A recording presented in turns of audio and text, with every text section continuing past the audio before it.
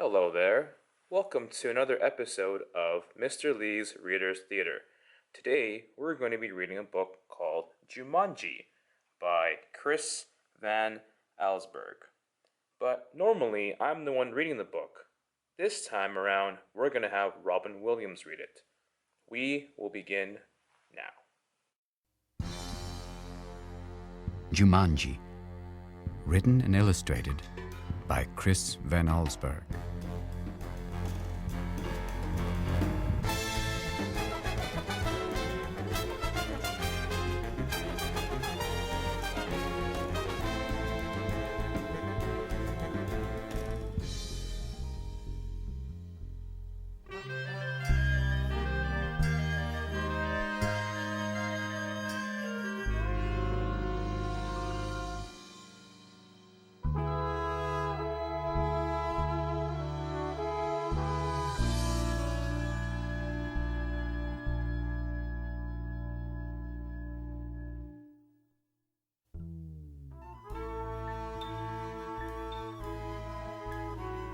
Now remember, Mother said, your father and I are bringing some guests by after the opera, so please keep the house neat. "Quite so," added Father, tucking his scarf inside his coat. Mother peered into the hall mirror and carefully pinned her hat in place, then knelt and kissed both children goodbye. When the front door closed, Judy and Peter giggled with delight. They took all the toys out of their toy chest and made a terrible mess. But their laughter slowly turned to silence, till finally Peter slouched into a chair. You know what? He said. I'm really bored. "Me too," sighed Judy. Why don't we go outside and play?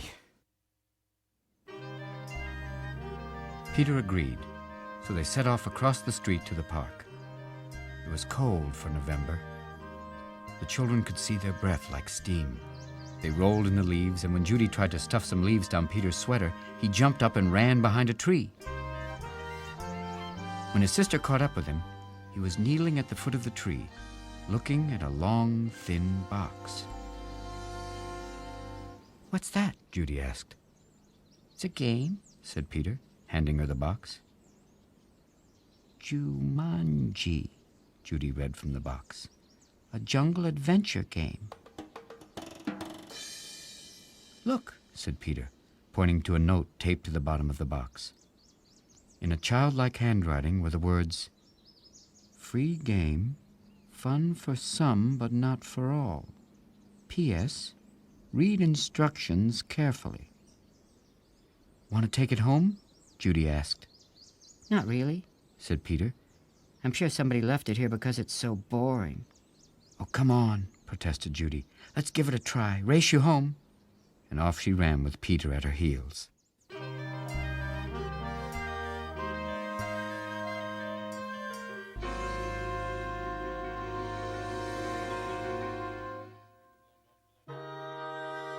At home, the children spread the game out on a card table. It looked very much like the games they already had. There was a board that unfolded, revealing a path of colored squares. The squares had messages written on them. The path started in the deepest jungle and ended up in Jumanji, a city of golden buildings and towers. Peter began to shake the dice and play with the other pieces that were in the box. "Put those down and listen," said Judy. "I'm going to read the instructions." Jumanji, a young people's jungle adventure especially designed for the bored and restless. A. Player selects piece and places it in deepest jungle. B. Player rolls dice and moves piece along path through the dangers of the jungle. C. First player to reach Jumanji and yell the city's name aloud is the winner. "Is that all?" asked Peter, sounding disappointed. "No," said Judy. "There's one more thing, and this is in capital letters. D. Very important. Once a game of Jumanji is started, it will not be over until one player reaches the Golden City." Oh, big deal, said Peter, who gave a bored yawn. "Here," said Judy, handing her brother the dice. "You go first." Peter casually dropped the dice from his hand. 7, said Judy. Peter moved his piece to the 7th square. "Lion attacks, move back 2 spaces," read Judy. "Gosh, how exciting," said Peter in a very unexcited voice. As he reached for his piece, he looked up at his sister. She had a look of absolute horror on her face. "Peter," she whispered, "turn around very, very slowly." The boy turned in his chair. He couldn't believe his eyes. Lying on the piano was a lion, staring at Peter and licking his lips.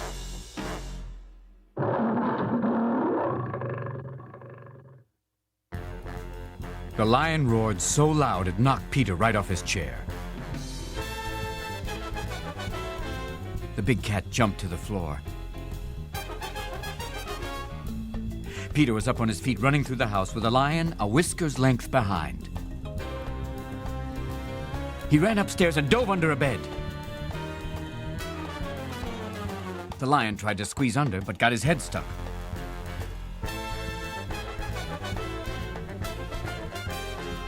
Peter scrambled out, ran from the bedroom, and slammed the door behind him.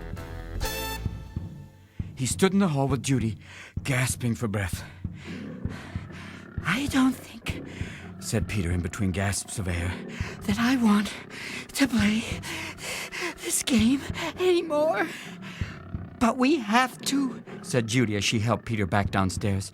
"I'm sure that's what the instructions mean. That lion won't go away until one of us wins the game."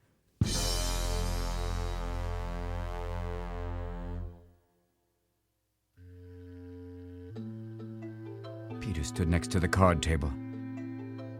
"Can't we just call the zoo and have him taken away?" From upstairs came the sounds of growling and clawing at the bedroom door. "Or maybe we could wait till Father comes home." "No one would come from the zoo because they wouldn't believe us," said Judy. "And you know how upset Mother would be if there was a lion in the bedroom. We started this game, and now we have to finish it." Peter looked down at the game board. What if Judy rolled a 7? Then there'd be 2 lions. For an instant, Peter thought he was going to cry.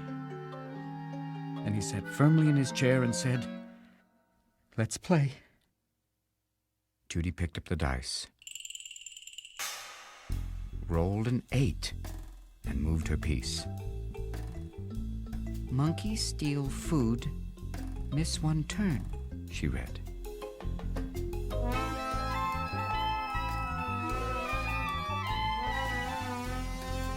From the kitchen came the sounds of banging pots and falling jars.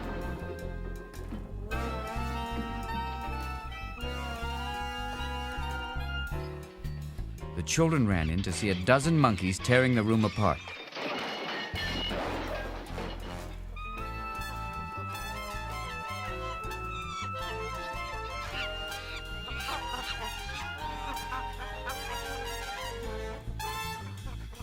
"Oh boy," said Peter. "this would upset Mother even more than the lion." "Quick," said Judy. "Back to the game." Peter took his turn. Thank heavens he landed on a blank space. He rolled again. "Monsoon season begins. Lose 1 turn." Little raindrops began to fall in the living room. Then a roll of thunder shook the walls and scared the monkeys out of the kitchen.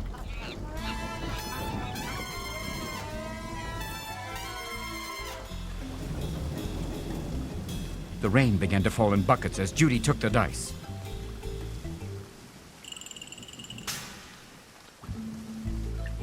"Guide gets lost, lose 1 turn." The rain suddenly stopped. The children turned to see a man hunched over a map. "Oh dear," I say. "Spot of bad luck now," he mumbled. Perhaps a left turn here, then no. A right turn here. Yes, absolutely, I think a right turn, or maybe... Excuse me, said Judy, but the guide just ignored her. Around here, then over... No. Over here, and around this. Yes, good, but then... Oh.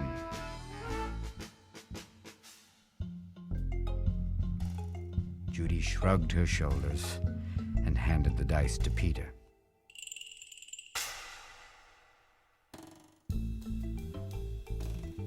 "4, 5, 6, he counted.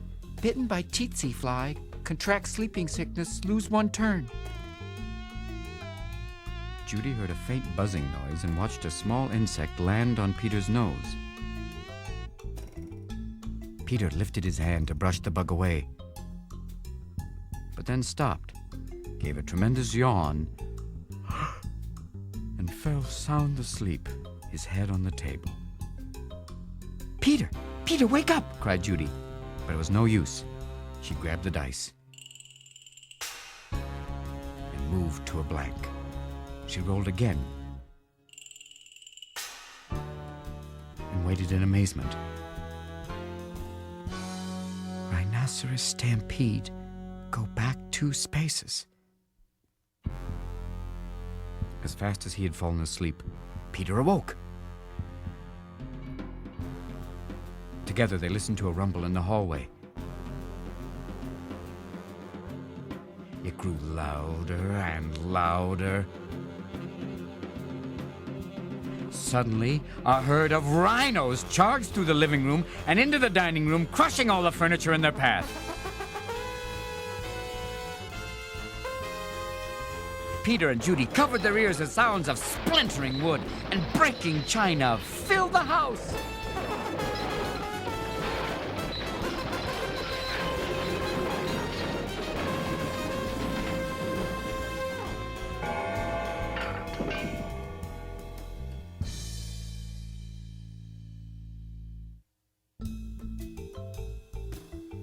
Peter gave the dice a quick tumble. Python sneaks into camp. Go back 1 space. Judy shrieked and jumped up on her chair. Over the fireplace, said Peter.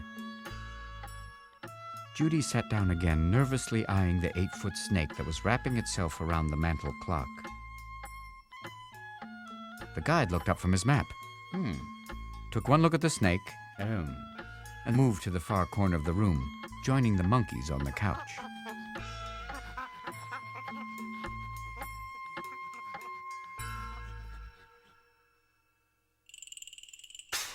Judy took her turn and landed on a blank space. Her brother took the dice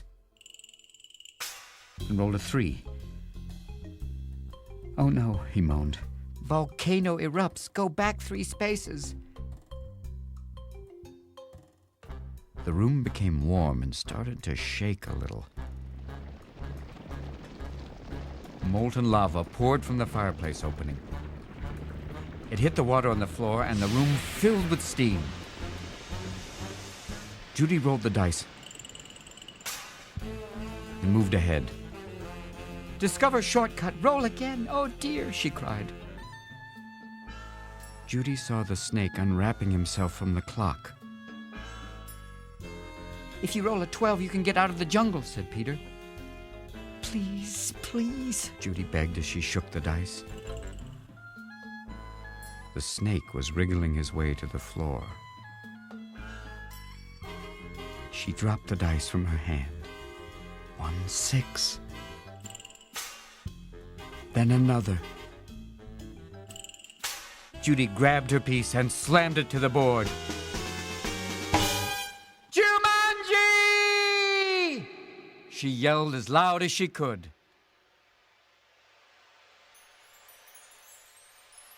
The steam in the room became thicker and thicker. Judy could not even see Peter across the table.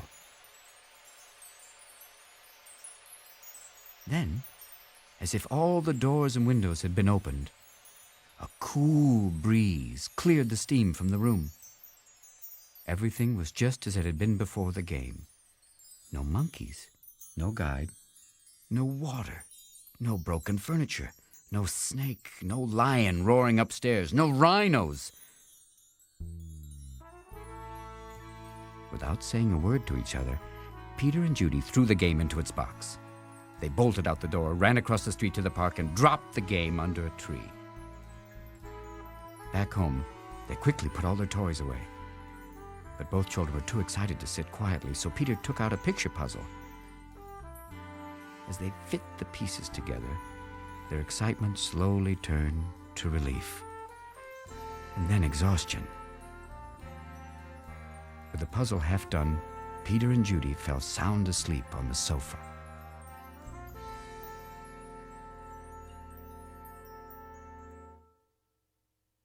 Wake up, dears, Mother's voice called.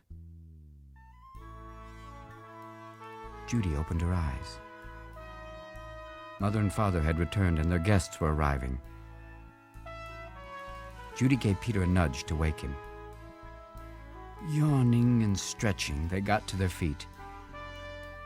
Mother introduced them to some of the guests, then asked, did you have an exciting afternoon? "Oh, yes," said Peter. We had a flood, a stampede, a volcano. I got sleeping sickness and... Oh. Peter was interrupted by the adults' laughter. Well, said Mother, I think you both got sleeping sickness. Why don't you go upstairs and put your pajamas on? Then you can finish your puzzle and have some dinner. When Peter and Judy came back downstairs, they found that Father had moved the puzzle into the den. While the children were working on it, one of the guests, Mrs. Budwing, brought them a tray of food. Such a hard puzzle, she said to the children. Daniel and Walter were always starting puzzles and never finishing them. Daniel and Walter were Mrs. Budwing's sons. They never read instructions either. Oh, well, said Mrs. Budwing, turning to rejoin the guests. I guess they'll learn. Both children answered, I hope so. But they weren't looking at Mrs. Budwing. They were looking out the window. Two boys were running through the park. They were Danny and Walter Budwing, and Danny had a long, thin box under his arm.